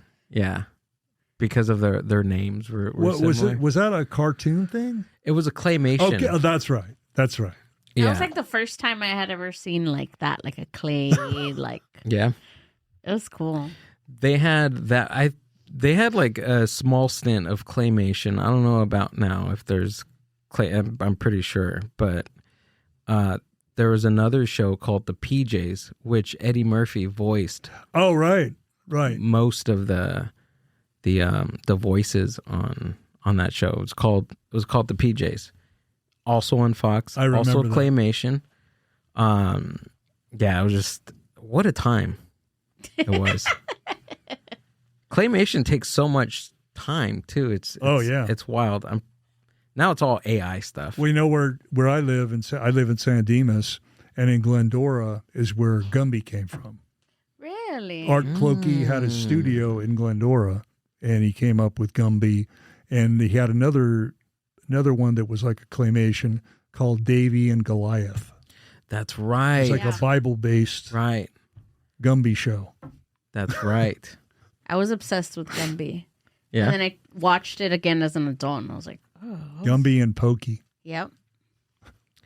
It's so cool to hear San Dimas in Bill and Ted's Excellent Adventure. I think watching that for the first time, like San Dimas, like why did they put? And they didn't film it there. They didn't. They didn't film any of it there. Are you serious? They filmed it in Phoenix, Arizona. Because they called it Waterloo, Yeah. the park, Right. and it was by a big freeway. It was in Phoenix. Really? Yeah, because Raging Waters is in San Dimas. Yeah. Right. And then they had the Circle K, and the Circle K is literally a block from my house. It's not the Circle K anymore. They changed it, but they didn't film it there. That was the Circle K in Phoenix. Really? Yeah. I wonder why they did that. Why they didn't film it in. But San the Dimas. nice thing is they eventually, San Dimas High School had their commencement. I think this was like 4 or 5 years ago when the third movie came out, Okay. where they had the third Bill and Ted movie where they're older. Mm-hmm. And they did the commencement speech for the high school. Oh, that's And at cool. the end of the, oh, shoot. Uh-oh. Spilled water on me. Sorry about that. It's all good. But yeah, at the commencement speech, the last thing they did was San Dimas High School football rules. Just like in Yeah. the movie. Right. Well, that cooled me off. That was good. Well, it's kind of like Dexter. Dexter's based in Miami, and they filmed everything in Long Beach. Yeah. Yeah. Everything. Yeah. We're watching the show Yeah. now as like adults, and I'm like, oh, I know where that's at. Hey, that's there. And it's like, that's not Miami. That's Long Beach. Well, some of it was in Miami, right? Some But of very it. little. Yeah. I read that it was like the only shots were like a panoramic shot, like if it was like the boat with like the buildings. Probably the B-roll. Yeah. They had another crew just go down there and film Yeah, the just some scenery, and then they B-roll. cut it in with the Long Beach. And then Yeah. Dexter's apartment is actually they actually filmed it in Miami. Oh, Other than okay. that, it's all Long Beach. All Long Beach over there by Ocean. What is it? Ocean Boulevard. Ocean Boulevard. Ocean. Some of the Everywhere. park that's up there. Mother's Beach. the basketball courts that are over there. Do you ever do any open mics down there in Long Beach? In Long Beach, there's a lot of good shows down there. There's this one that I've gone to. It's really good. They built in like a really good crowd. It's called Girly Pop. Oh yeah. It's on Wednesday nights. I went there. What was it, last week? I went there last week, and it was pretty good. I did all the jokes that I just wrote that day, and it was good. I don't know if the jokes were good, the crowd was hot, but it was definitely a good time. Those are the places you go because it's a comfortable feel with the crowd. Right. And if you're going to do new jokes, that's the place to do them. Exactly. So. Yeah. Cool. So, yeah, man. Chris, this was... How long have we been talking?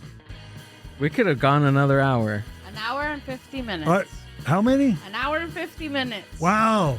It's awesome, right? I didn't know it was that long. We could have gone for another hour. That's amazing. That's great. Chris, I have to have you back again. Oh, I'll be back. Seriously, I have to have you back again. I'll have to bring you some more art. Thank you. Yeah. I'm going to run out of wall space. We're going to have to start putting that stuff in my apartment. Well, I have some big ones I'm working on right now. Yeah. So. Awesome. Chris, thank you for being here. I appreciate it. Thank you for having me. We got to have you back again. Sorry I spilled the water. No, you're fine. No, you're fine. We've had worse. I'm a klutz. What can I say? I'm an old man and I'm a klutz. Tell us where we can find you and if you have anything coming up. Well, I have a show on the 20th. I think it's on my site up there. It's in Hermosa Beach, and it's a theater benefit show. Oh, awesome. And then on October 18th at the Ice House in the main room. Yes. I'll be doing a show there. Awesome, dude. And then open mics wherever I can find them. Wherever you find them. Yep. You'll pop them in. I have 2 I'm doing tonight as soon as I leave here. Oh, okay. All right. Anything else, Chris? Before we go? Thank you. Thanks for having me.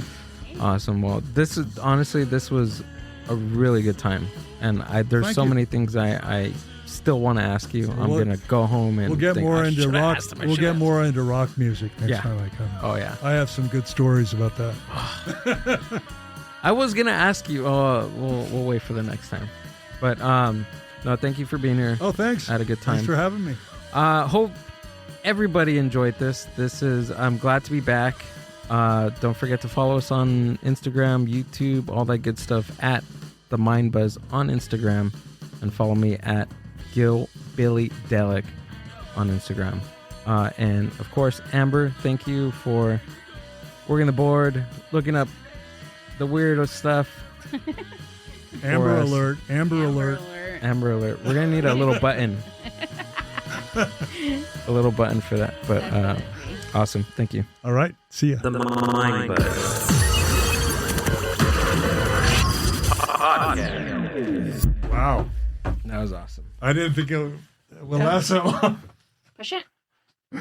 I'll let you push it. Oh yeah, 8:15. Wow. Thanks for listening to the Mind Buzz podcast. Subscribe to the Mind Buzz YouTube channel and watch full podcast episodes. Keep up with the hosts, guests, and upcoming events by following the Mind Buzz on Instagram at the Mind Buzz. See you on the next one.